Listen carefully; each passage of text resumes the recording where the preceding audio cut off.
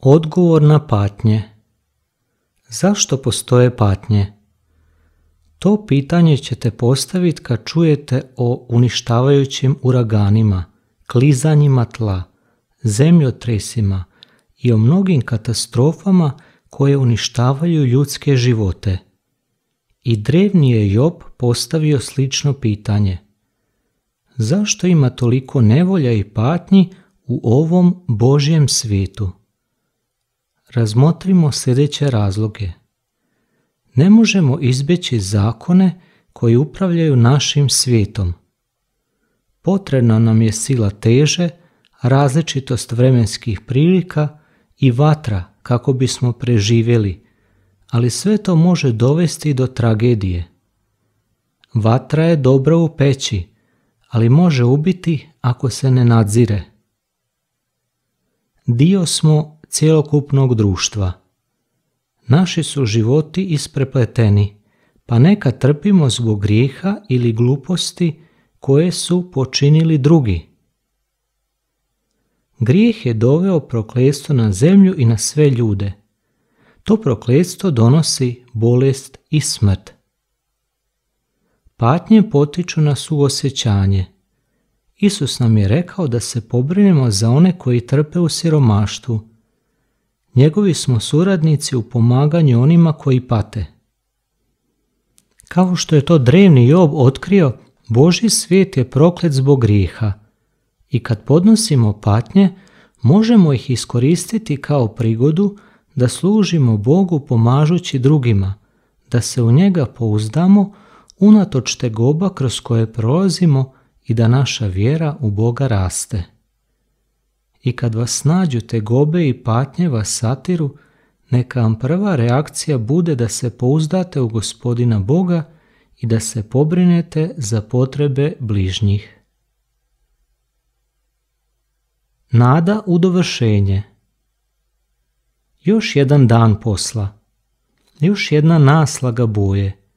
Još jedan zid treba oblijepiti tapetama.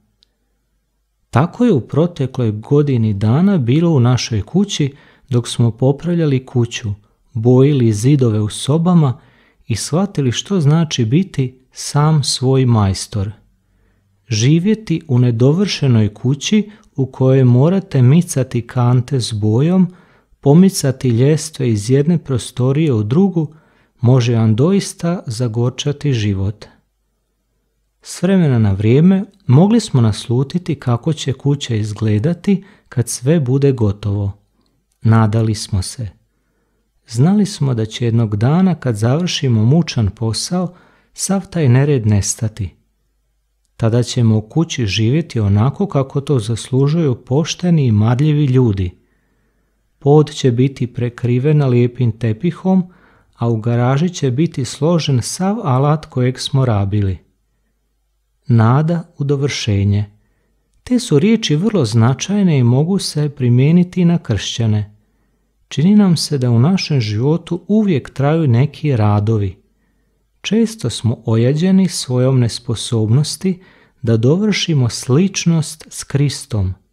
Griješimo. Ne uspijemo postići ono što smatramo da bismo trebali.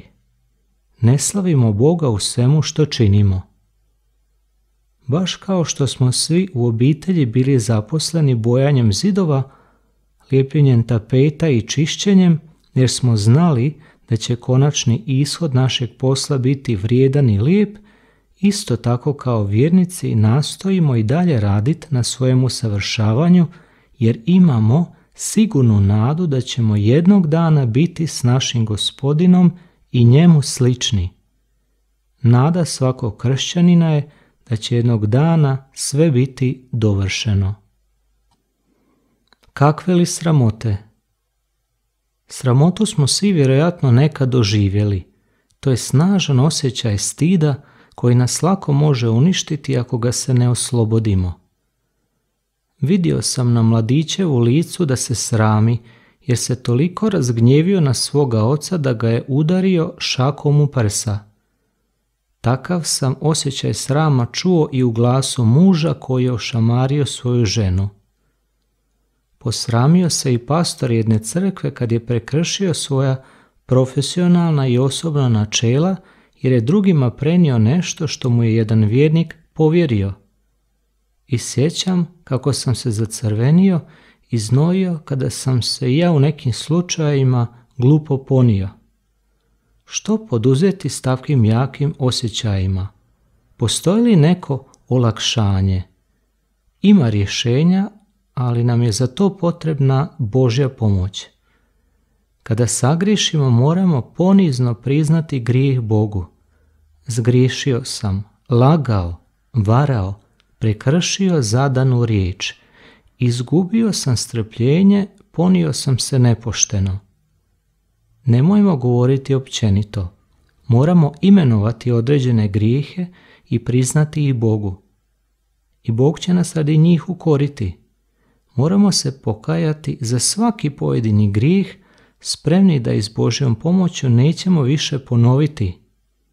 Bog će nam oprostiti jer je Isus Krist ponio sve naše grijehe, sav naš sram na Golgotskom križu. Poslanici Hebrejima piše: uprimo pogledu začetnika i završitelja vjere u Isusa koji namjesto određene mu radosti podnese križ.